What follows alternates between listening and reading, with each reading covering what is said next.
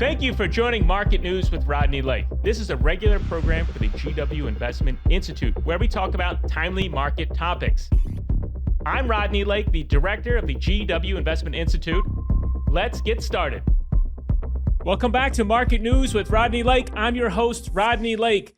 Today's episode, we're coming to you from the GW School of Business, George Washington University School of Business, Duquesne Hall, right here in the heart of Foggy Bottom. Thanks for everybody who's coming back to the podcast and to the YouTube channel. We really appreciate that, and we certainly appreciate all the support that you've given us so far.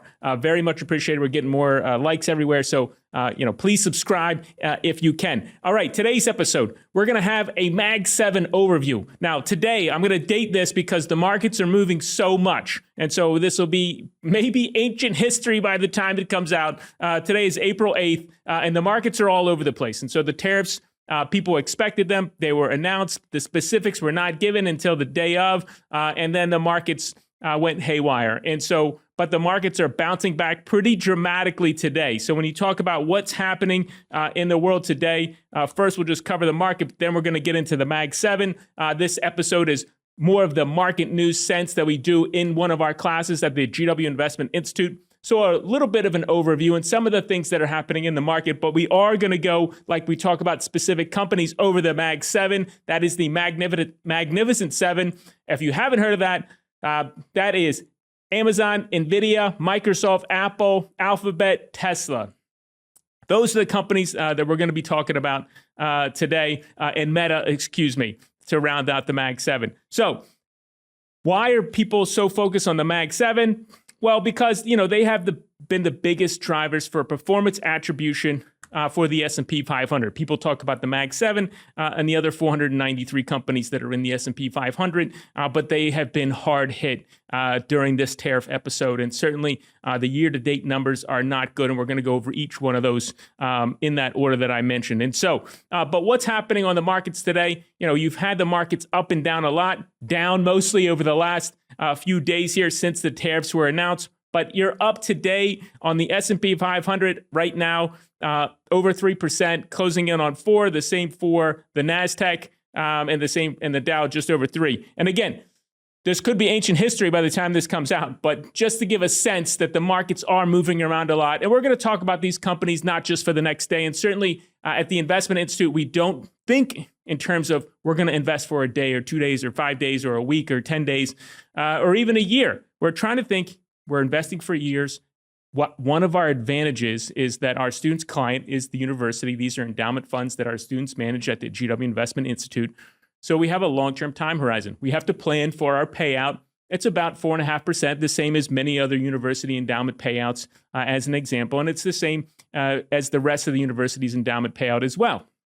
Or it works in parallel to those funds too. And so that's something that we plan for, that we try not to get too cute with on the cash part. And so we make sure that when it's time to do those things, we do it, and it supports the programs. But for the other part of the portfolio, what we're trying to be is, for us, not time to market. So we're trying to be as fully invested as possible over a long period of time. We're not trying to guess when it's time to go into the market and out of the market. So we try not to get, overly precise, using one of Charlie Munger's words. You want to be generally right versus specifically wrong. So we're trying to say, how do we get exposure to the best companies over a long period of time? These Mag 7 are fantastic companies, and we're going to jump into those. So let's start off, and we'll talk about elements of the GW Investment Institute framework for each one of these, but we're not going to do a deep dive like we do when we're just doing one episode on one company. So we're going to cover some territory, and we might skip over some of the components for some of the companies or cruise past it very quickly. So let's first talk about Amazon.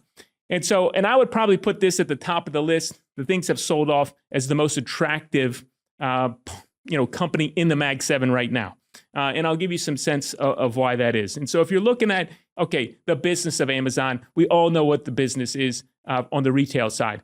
Click, things get shipped to your house. Everybody uses Amazon. You see all the boxes out in front of people's houses, or if you live in a building down in the lobby where you pick up those packages. People are ordering everything on Amazon. People have Prime. This works a little bit like the Costco model where you have this membership. People are reluctant to get out of that. You get these other benefits to be part of that, and they have continued to grow the Amazon Prime membership over time, and it's pretty sticky. People tend to stay in. Now, the margins on that business are not as good as the Amazon Web Services, which has been a huge home run, has been a huge growth engine for Amazon AWS. And so one of the things you should be focused on is AWS in the cloud. They also have their own competing chips, for example, on GPUs. Now, they're not going to be the same as NVIDIA's, but they're designing their own GPUs for people to use for large language models and other functions. I would say pay attention to that part of Amazon's business.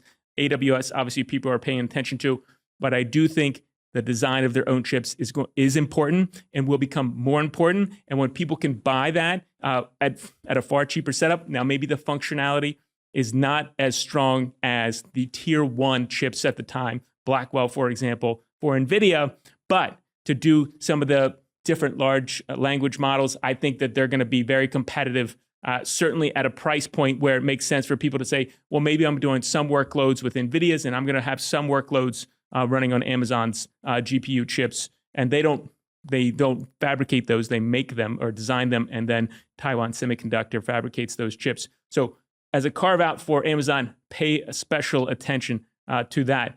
Now, if you look at, things have pulled back, and so now Amazon's trading forward at 25 times, almost 26 times. It's up, 4% today, $182 again to date this on April 8th, 2025.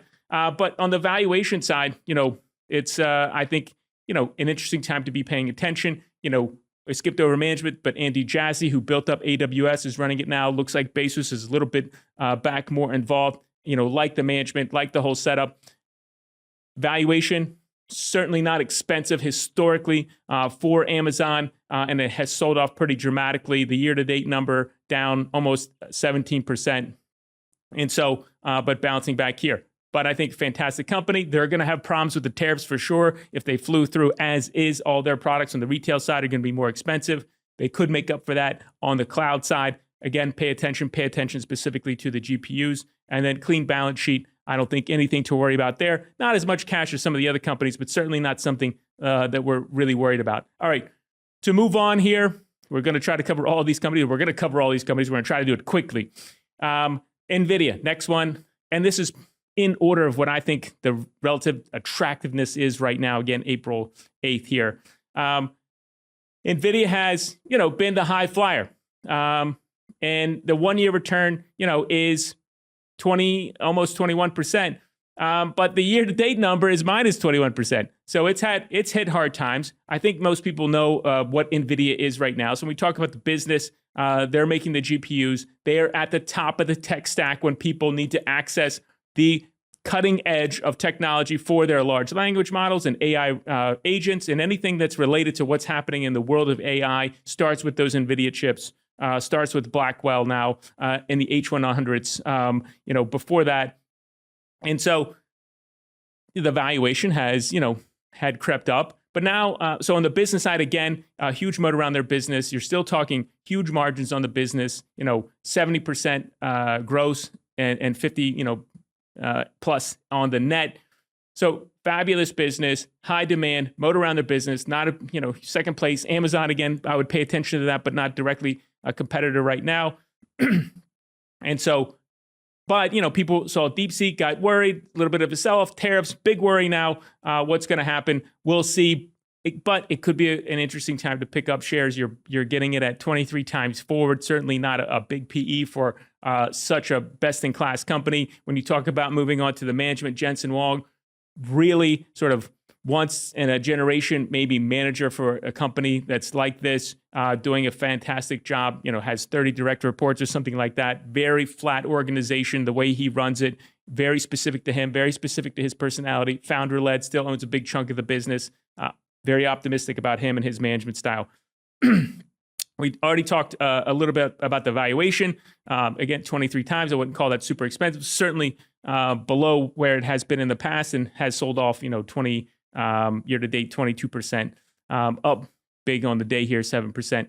And then strong balance sheet, net cash, not to worry about there. Moving on to Microsoft, and you could probably put, some of these companies, I would kind of group this next three in a range here. And really, maybe we'll talk, we'll talk about Meta first before Microsoft. So Meta, they make all their money from advertising. So that's the business, right? And so the platforms, it's Facebook, it's Instagram, it's WhatsApp. These are the platforms, that Meta now platforms controls. Has the AI, the open source Llama, and I think that's very important. They probably don't get enough credit for their AI piece of the world. So I would say pay attention to what they're doing there. But look, it's an advertising business. If there is a recession, they're going to get hit too. But they've had the year-to-date number minus, almost 8%, and not a huge return. The one-year return, plus 3%. So again, advertising business, dominant in this platform. A lot of free cash flow from this business. Trading at 20 and a half, let's say 21 times forward. So really established, obviously, business here. Well run. Efficiency was one of the calls that they made a couple years ago, and they certainly have been doing that. So good business. High margin business. On the management side, obviously Zuckerberg here still running the company, founder led, doing an excellent job of making the company more efficient in the last couple of years. On the valuation side, 21 times forward, not expensive, certainly then versus historically, and then clean balance sheet also for Meta. Moving on to Microsoft, and again, I would group Meta, Microsoft, Apple and Alphabet sort of in the same category, and then we'll put Tesla kind of in that third bucket of this group. So you kind of in my view, you have Amazon, Nvidia in one bucket at the top of this, Meta, Microsoft, Apple, and Alphabet in this next bucket, and then Tesla kind of by itself, and we'll talk about why in this third bucket. And so, but to talk about Microsoft, people know the Microsoft business. It's obviously the operating systems, the Office. Dominant in this categories. People obviously are using Excel and Word and PowerPoint and all the products using 365. They're trying to get more people to use Copilot. I think that's kind of mixed right now. Not sure how that's going. In my own personal experience, I think it works okay. I don't think it works fabulously. But dominant in the Office space, dominant enterprise software, and Microsoft Azure, equivalent to the AWS, has been sort of the next big player onto the scene, and took up some ground from AWS. And so certainly from the cloud point of view, and Nadella, and that's we'll get into the management, did a fabulous job to reposition the business to really take advantage of what's happening in the cloud. Big investment in OpenAI. There's still some concern on transferring that from a non-for-profit to a fully for-profit and how that's all going to turn out. Does Microsoft want to build their own in-house AI platforms? We'll see how that all turns out.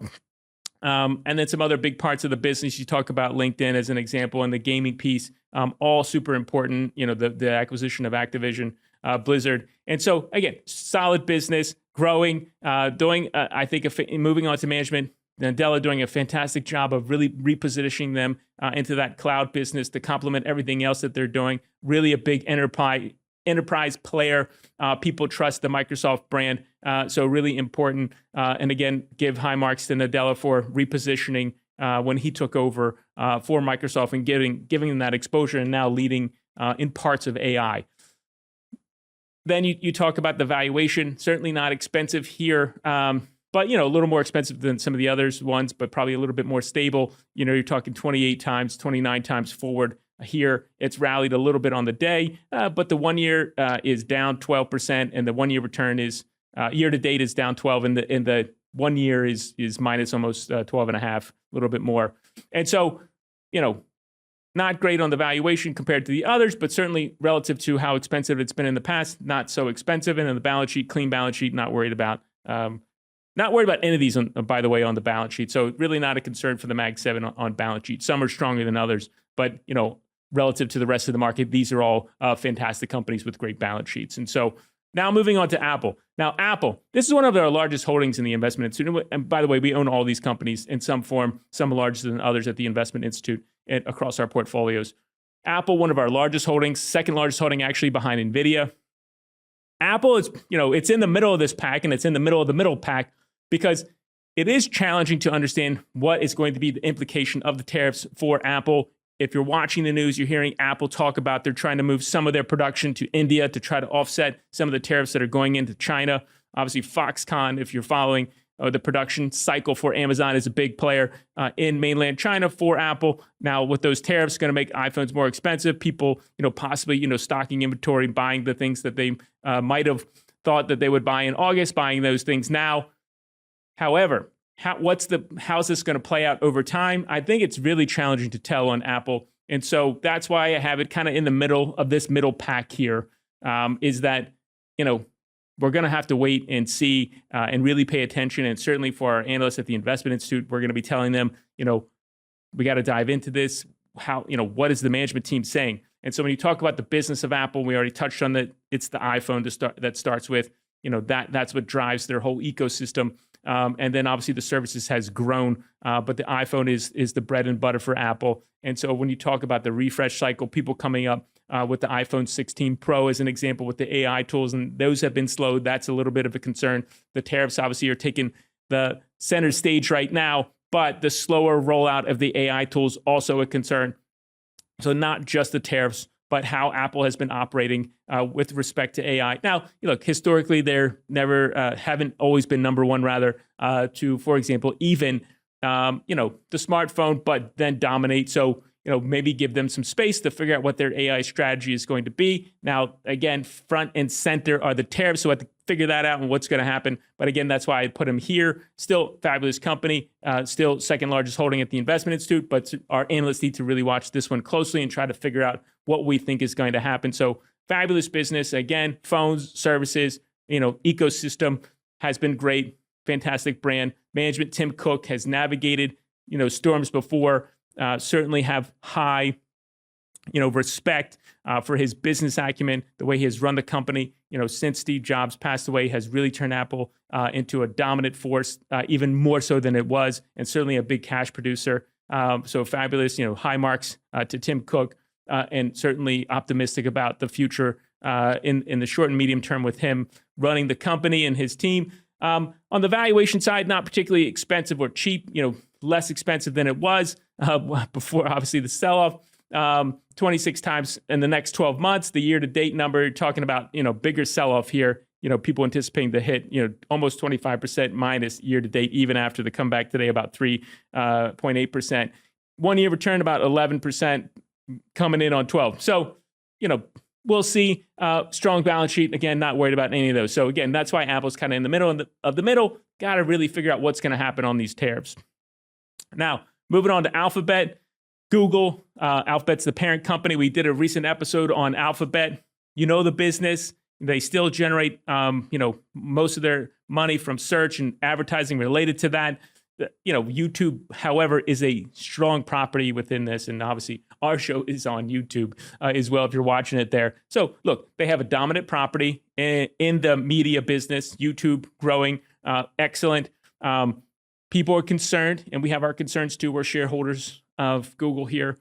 People are switching from the traditional to the AI platforms. And if you're, not using theirs, which is Gemini, that's going to, obviously, they're going to lose, eyeballs are going to lose demand on the search side because people are going to use ChatGPT or people are using Grok. Now, if people are using Gemini, obviously, they can build that in and people have to then figure out how to optimize for this. And so they'll have to work on that. I think that is a concern. The big acquisition, $32 billion Wiz, to use AI as a platform. If you've heard us talking to Dan Ives, that's sort of a derivative play is the cybersecurity. And I think in this case, Google is going directly after that. How can they use that cybersecurity to further deploy their AI tools? They're doing it against Gmail. They're doing it against their Office suite of products, Google Docs, Google Sheets as examples. And so they still have a big platform that they can deploy that on. And Gemini definitely seems to be getting better. I would say that.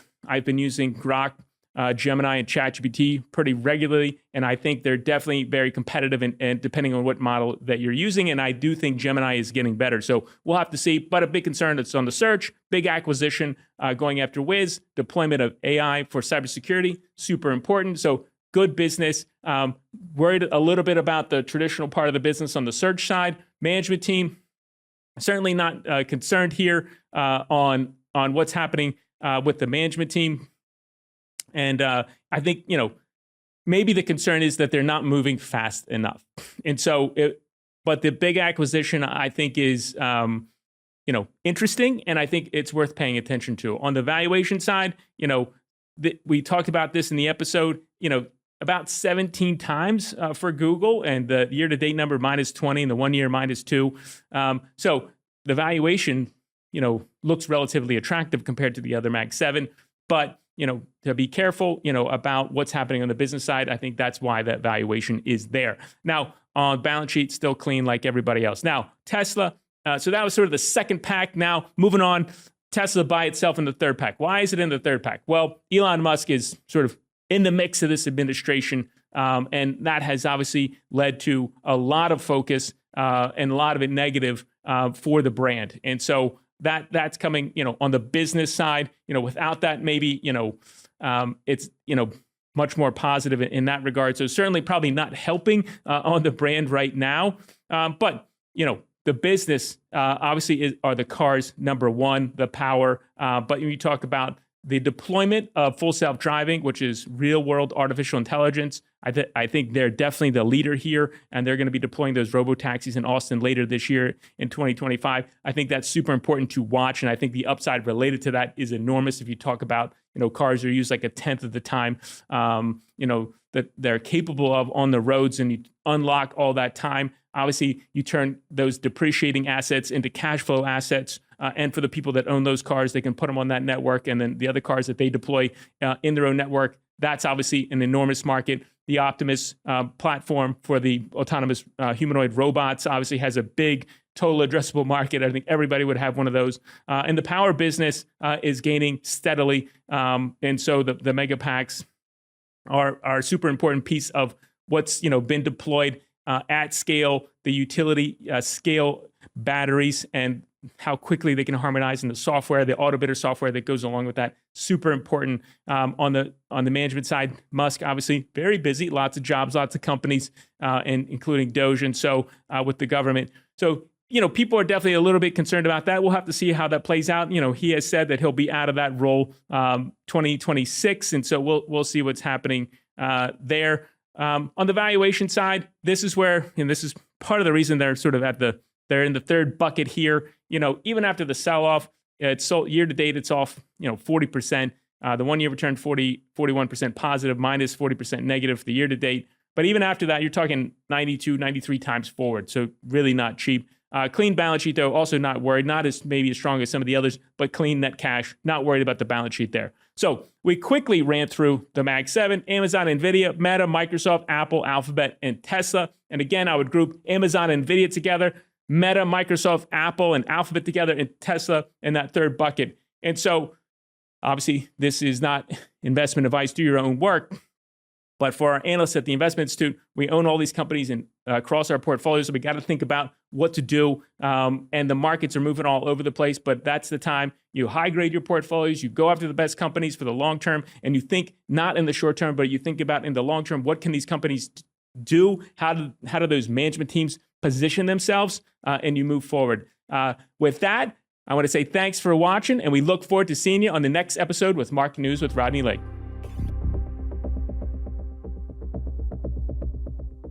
Disclaimer, the content shared in the GW Investment Institute podcast is for informational and educational purposes only and should not be considered investment advice. The opinions expressed in this podcast are those of the host and guest and do not necessarily reflect the views of the GW Investment Institute or the George Washington University.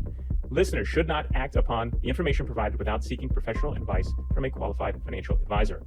Investing involves risks, including the loss of principal. The GW Investment Institute, the George Washington University, and the podcast hosts do not assume any responsibility for any investment decisions made based on the content of this podcast. Always conduct your own research and consult with a financial advisor before making any investment decisions.